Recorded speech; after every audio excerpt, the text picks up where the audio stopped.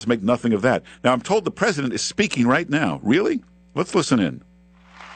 It's Labor Day, so he's working. Thank you to the president of Wisconsin AFL-CIO, Dave Newby. Oh, it's union stuff. Our host, your area Labor Council Secretary Treasurer Sheila Cochran. I hear it's Sheila's birthday tomorrow. Oh, it's important. We're talking about birthdays.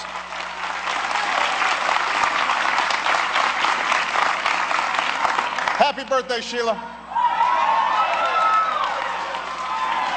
I'm proud to be here with our Secretary of Labor, a daughter of union members, Hilda Solis. Now, we're told the president's going to speak on labor, the unions, Ray LaHood is in the house, and the economy. Well, we know he's not going to say much, but that's what he's going to speak on. We have to. And I want everybody to give it up for people who are at the forefront of every fight for Wisconsin's working men and women. Senator Herb Kohl, Congresswoman Gwen Moore. Oh, wait, actually, you can fade it down just a bit, because what he's going to do, he's going to introduce 1,000 people first, and then he'll get to the substance. Now, you can bring it up a little. You're an outstanding mayor. And yes, he's going to introduce every dignitary in the crowd. Let me just give you a little preview of the speech. No one's told me anything, but I can tell you what's going to happen. You're going to hear a lot of cliches. We're moving in the right direction. We're moving forward. We're on the road. We're this, we're that. But he's going to propose nothing in particular. I know your other great Senator, Russ Feingold, was here earlier standing with you. Even Russ Feingold had to go. Like he always has. Even he didn't want to stay. Now he's in his hometown of Janesville to participate in their Labor Day parade. So it is good to be back. Now, of course, this isn't my first time at Labor Fest. Some of you remember I stood right here with you 2 years ago when I was still a candidate for this office. You still sound like a candidate for the office. And during that campaign, we talked about how for years the values of hard work and responsibility that had built this country had been given short shrift, and how it was slowly hollowing out our middle class. Listen, everybody who has a chair, go ahead and sit down, because everybody's all hollering. Just relax. I'm going to be talking for a while now. Oh, God. Oh, thanks for the warning. Everybody take... A chair? How about a couch? How about a bed? There's got a lot Lie of down. hard-working people here. You deserve to sit down for a day. Why don't you sit down? You've been on your feet all year, working hard. So our reward is a 2-hour speech from you. Great. But 2 years ago, we talked about some on Wall Street who were taking reckless risks. And you're still talking about it. Do something about it. Turn huge profits, while working Americans were fighting harder and harder just to stay afloat. We talked about how the decks... Yeah, we know what you talked about. Let's find out what you're going to do about it now. Special interests and against the interests of working Americans. And what we knew even then was that these years would be some of the most difficult in our history. Okay, well, you've proven that. And then 2 weeks later, 2 weeks after I spoke here, oh, God, the bottom fell out of the economy. Yeah, we heard. And middle-class families suddenly found themselves swept up in the worst recession. Yeah, we got that. We got that. Now get to the plan. So the problems facing working families, they're nothing new. But they are more serious than ever. Yeah, thanks to you. And that makes our cause more urgent than ever. So talk faster then. For generations, it was the great American working class, the great American middle class. Yeah. See, what'd I tell you? Cliches. I told you. We're going to get a lot of cliches here. It's got to be that way again.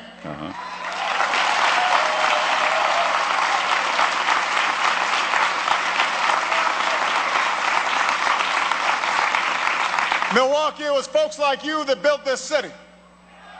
It was folks like you that built this state. It was folks like you who forged that middle class all across the nation. It was working men and women who made the 20th century the American century. It was the labor movement that helped secure so much of what we take for granted today. The 40-hour work week, the minimum wage, family leave, health insurance, Social Security, Medicare, retirement plans. You see, when he was talking about all the problems that we face, you thought the next section would be the solutions. No, we're into patronizing the audience now. Flatter them. Praise them.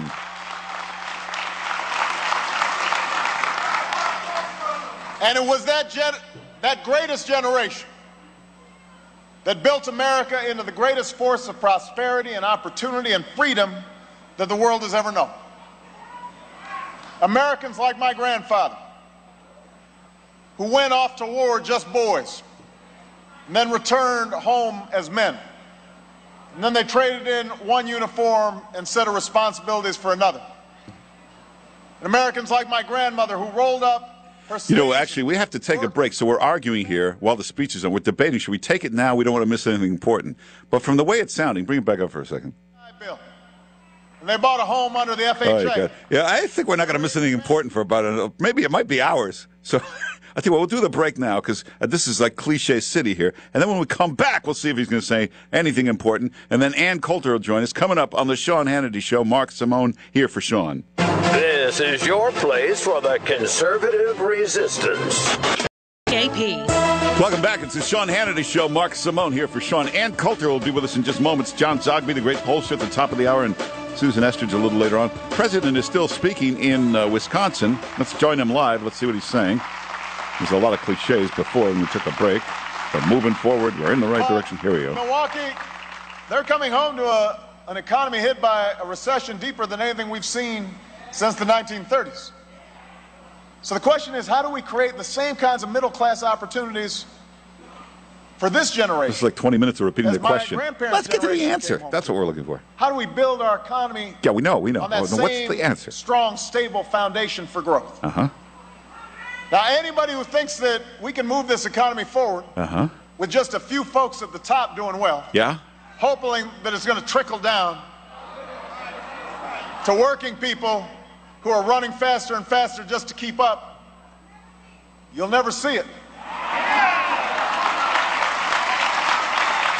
If that's what you're waiting for, you should stop waiting, because it's never happened in our history. That's not how America was built. It wasn't built. So with how a long has this bunch been of going on? Like folks at 15 top minutes. doing well and Here's the everybody else problem. Here's the scrambling. question. Here's what doesn't work. It's got everything except an answer. What does work? Just by rewarding greed and recklessness? Yeah. Now, We didn't 20 come minutes this on what far by doesn't letting work. the special interests run wild. Uh-huh. We didn't do it just by gambling and chasing pay for profits on Wall Street. We built this country by Yes, we know. We know. You did that before the break. producing Remember goods before we the break, could that's what he sell. was talking We did about. it with sweat and effort and innovation. We did it on the assembly line Yeah. and at the construction site. We did it by investing in the people who built this country from the ground up. The workers, middle-class families, small business owners. We outworked folks, and we out-educated folks, and we out-competed everybody else. That's how we built America. This from a guy who never had a job. Well, he was a college professor for a minute. It's a lot less applause than it was 5 minutes ago, isn't it? Again. That's been at the heart of what we've been doing over these last 20 months. Building our economy on a new foundation. And so that what a result our you got. middle class doesn't just survive. It's just the crisis. soaring I now. want it to thrive. I want it to be stronger than it was before. And over the last 2 years, that's meant taking on some powerful interests. Some powerful interests who had been dominating the agenda in Washington for a very long time, and they're not. Well, anyway, this is from a guy who has Goldman Sachs all over him. You know that Goldman Sachs chairman, Lloyd Blankfein? Have you noticed he's all over the visitor records in the Oval Office? They're on the phone all the time. He staffed his administration with Goldman Sachs guys, but he's fighting against those special interests. Don't worry. We'll come back to the speech. Now, it's only a 3-hour program, so I don't know if he'll ever get off that here's how we built this country and actually get to some solutions, but we'll check. We'll get it. Is the president still speaking in Wisconsin? It's rebuilding. There he is. So that's why Milwaukee today, I am He's announcing still on this section of why we were so plan great. for rebuilding and modernizing America's roads and rails and runways for the long term. I want America to have the best infrastructure in the world. We used to have the best infrastructure in the world. We can have it again. We are going to make it happen. Not more of this. Now we're going to turn things around by building another road or a runway. Oh, God. Over the next 6 years, we are going to rebuild. What makes him think he's going to be there 6 years? 150,000 miles of our roads. That's enough to circle the world 6 times. That's a lot of road. Road building, great. We're going to lay and maintain 4,000 miles of our railways, enough to stretch coast to coast. We're going to restore 150 miles of runways. Runways, And we're going to great. advance a next-generation air traffic control system to reduce travel time and delays for American travelers. I think everybody can agree on that. Anybody want more delays at airports? No, I didn't think so. Well, if you don't have a job, that's probably more important than a delay at the airport. We all want to get to where we need to go. I mean, I've got Air Force One now. It's nice. But I still remember what it was like.